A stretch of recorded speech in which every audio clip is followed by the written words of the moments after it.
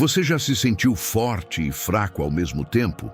Como se algo invisível drenasse sua força espiritual, mesmo quando você está fazendo tudo certo. A história do homem mais forte da Bíblia revela o padrão que pode estar acontecendo com você hoje. É como se estivesse operando no piloto automático, frequentando a igreja, orando, lendo a Bíblia, mas algo vital estivesse faltando. Uma névoa sutil que paira sobre sua mente, dificultando a audição da voz de Deus. Uma fraqueza inexplicável que o torna vulnerável a tentações que antes você venceria com mais facilidade. Não é uma crise de fé declarada, mas é como ter sua bateria espiritual drenada lentamente por um aplicativo rodando em segundo plano. É como tentar sintonizar uma rádio e só conseguir ouvir estática, sabendo que a música ainda está lá, em algum lugar, mas fora do seu alcance. Essa sensação de desconexão é um dos sintomas mais comuns e mais ignorados de uma batalha interna profunda. Muitos atribuem essa condição ao cansaço, ao estresse do dia a dia ou a uma fase de deserto espiritual. E embora esses fatores possam contribuir, frequentemente existe uma raiz mais específica e delicada, uma que a cultura moderna nos ensinou a normalizar ou a esconder sob o tapete da privacidade. Falamos de uma área onde o espiritual e o físico se encontram de forma tão íntima que uma ferida em um, inevitavelmente, sangra no outro. É um campo de batalha onde a alma é diretamente afetada por atos do corpo, criando fissuras na nossa comunhão com o Criador. Um lugar onde o prazer momentâneo pode ser a isca para uma armadilha de longo prazo. Este não é um tema de julgamento, mas de diagnóstico.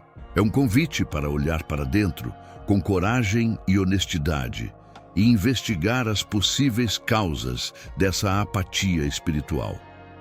Muitas vezes, a resposta está em um comprometimento que fizemos, em uma porta que deixamos aberta para o inimigo. O que estamos explorando aqui são as consequências espirituais da imoralidade sexual. Não de uma perspectiva legalista, mas de uma perspectiva relacional, como certas escolhas afetam diretamente nossa capacidade de nos conectarmos com um Deus Santo, e como elas drenam silenciosamente a força que Ele nos deu. A verdade é que essa jornada de entendimento e cura é profunda e, por vezes, solitária. Mas não precisa ser assim. Queremos construir uma comunidade que busca a verdade sem medo e a restauração com esperança. Se você sente que este é um tema que ressoa com a sua alma e deseja mergulhar mais fundo nas Escrituras conosco, desvendando esses mistérios espirituais, se inscreva no canal e ative as notificações. Você não está sozinho nessa busca por clareza e liberdade. Juntos, vamos explorar as histórias e os princípios que a Bíblia nos oferece, não como um manual de regras, mas como um mapa para a vida abundante que Cristo prometeu. Sua jornada de restauração pode começar com a decisão de entender. Deixe seu like se você acredita que a honestidade espiritual é o primeiro passo para a cura. Vamos continuar essa conversa, porque o que vem a seguir pode ser a chave que você estava procurando para entender o que aconteceu com gigantes que um dia também se sentiram invencíveis. A história está repleta de figuras poderosas que sofreram quedas vertiginosas, e a Bíblia não esconde esses relatos. Pelo contrário, ela os expõe como um alerta. Pense em Sansão. Seu nome era sinônimo de força sobrenatural, um homem separado por Deus desde o ventre de sua mãe, com um propósito divino. Ele era, em todos os sentidos, um gigante espiritual e físico. Tinha o poder de despedaçar um leão com as próprias mãos e derrotar 1000 homens com uma simples ossada. A unção de Deus estava sobre ele de uma forma inegável, visível e avassaladora. Ninguém podia detê-lo quando o Espírito do Senhor vinha sobre ele. No entanto, a grande força de Sansão escondia uma fraqueza igualmente grande. Ele era governado por seus desejos, por uma atração fatal por aquilo que Deus havia instruído a evitar. Sua história não é uma tragédia que aconteceu da noite para o dia. Foi uma morte espiritual lenta, uma concessão de cada vez. Começou com o desejo por uma mulher filisteia, depois uma prostituta em Gaza, e culminou em seu relacionamento destrutivo com Dalila. Cada passo em direção à imoralidade sexual foi um passo para longe da sua fonte de poder. Ele brincava com o pecado, acreditando que sua força o tornava imune às consequências. O erro fatal de Sansão não foi simplesmente contar o segredo de sua força. O erro foi o processo que o levou até aquele momento. A cada vez que ele cedia à tentação, uma pequena parte de sua sensibilidade espiritual morria. Ele começou a confundir a unção de Deus com uma habilidade inerente sua. A Bíblia diz que após Dalila cortar seu cabelo, ele se levantou para lutar como das outras vezes, mas não sabia que o Senhor se tinha retirado dele. Essa é a frase mais aterrorizante de sua biografia. A presença de Deus partiu e ele nem percebeu. Ele estava espiritualmente entorpecido. A imoralidade não apenas quebrou seu voto de nazireu, ela corroeu sua percepção espiritual. O prazer momentâneo o cegou para a erosão gradual de sua comunhão com Deus. Ele perdeu a capacidade de discernir o sagrado do profano, o perigoso do seguro. Ele se tornou uma casca do que era, um homem forte por fora, mas completamente vulnerável e vazio por dentro. A consequência final foi a perda de sua força, de sua visão e de sua liberdade. Ele se tornou um escravo, moendo no moinho de seus inimigos, o mesmo lugar para onde suas paixões o levaram o tempo todo. Qual você acredita ser a Dalila da nossa geração? Deixe sua opinião nos comentários, pois essa reflexão é crucial. Esse padrão antigo, de uma força que se esvai lentamente através de concessões morais, não ficou preso nas páginas do livro de Juízes. Ele se repete de formas sutis e devastadoras em nossas vidas hoje. A perda de sensibilidade, a confusão entre a nossa força e a de Deus, e a chocante percepção de que Ele pode ter se retirado sem que notássemos. Como essa mesma dinâmica se manifesta em um mundo de cliques, de imagens instantâneas e de uma cultura que celebra exatamente aquilo que derrubou o gigante? No nosso contexto contemporâneo, a história de Sansão se desenrola não com leões e exércitos, mas em telas de smartphones, em relacionamentos sem compromisso e em uma mente que se acostuma com imagens e fantasias que entristecem o Espírito Santo. As consequências espirituais da imoralidade sexual, hoje, são como um software malicioso rodando em segundo plano. Ele consome sua memória espiritual, deixa seu processamento lento e abre brechas na sua segurança. Você ainda funciona, mas não com a capacidade total para a qual foi projetado. A alegria da salvação se torna uma lembrança distante e a oração, antes um diálogo vivo, se transforma em um monólogo repetitivo e sem vida. Essa vulnerabilidade se manifesta de maneiras práticas. A confiança para compartilhar o Evangelho desaparece, pois a hipocrisia pesa na consciência. A leitura da palavra se torna árida, pois as escrituras que antes saltavam da página com vida e revelação, agora parecem apenas letras pretas em um fundo branco, muitas vezes soando como condenação. A comunhão com outros cristãos se torna superficial, pois o medo de ser descoberto cria uma barreira de isolamento. Vive-se uma vida dupla, onde a persona pública de cristão devoto está em guerra constante com a realidade privada de concessões e derrotas. Qual desses sintomas você mais percebe em sua caminhada?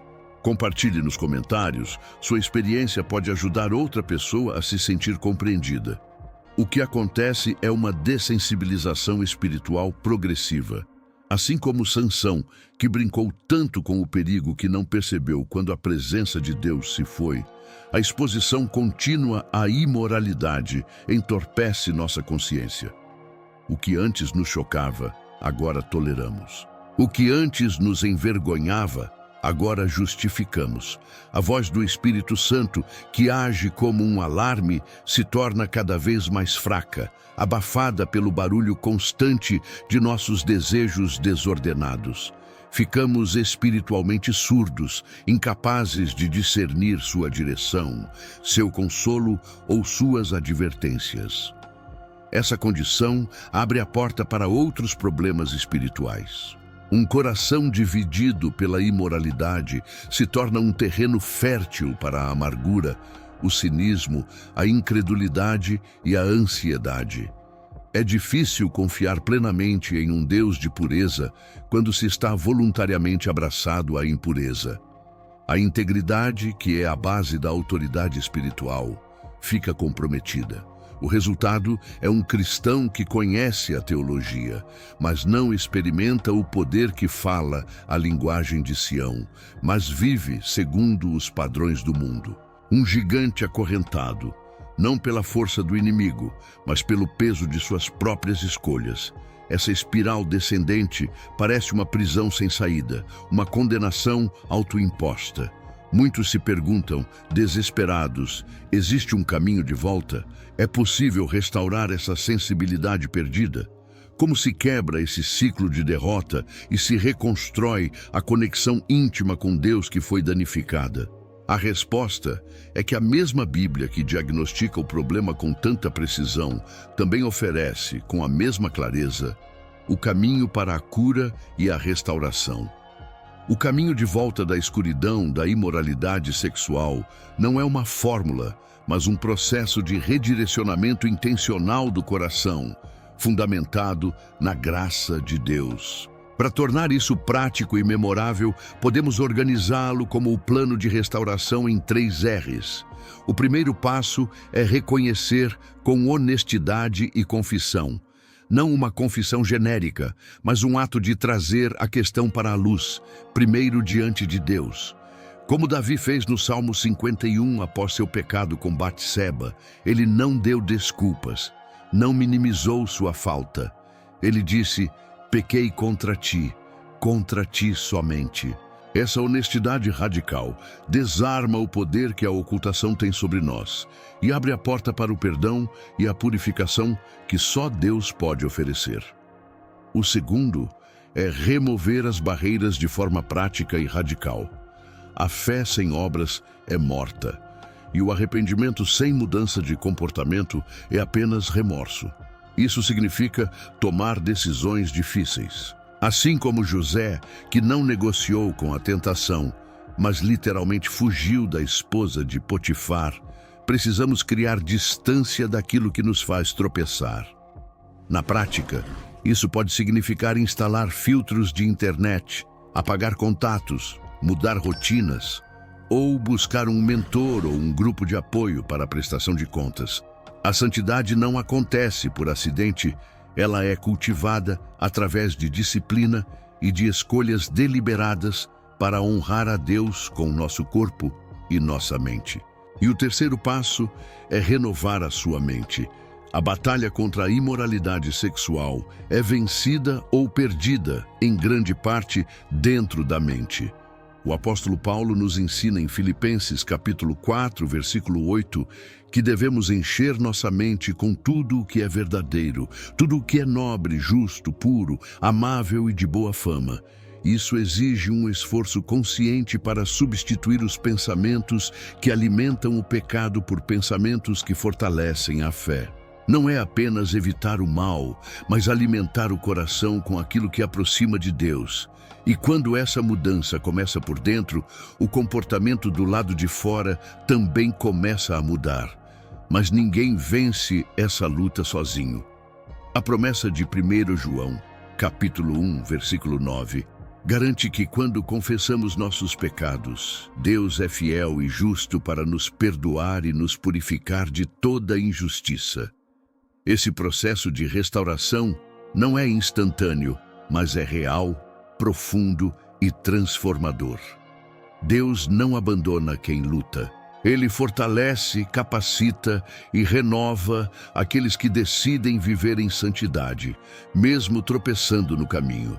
Se esta mensagem falou com você e te ajudou a entender a seriedade dessa batalha espiritual, inscreva-se no canal agora, ative o sino e continue caminhando comigo nessa jornada de crescimento, restauração e verdade bíblica.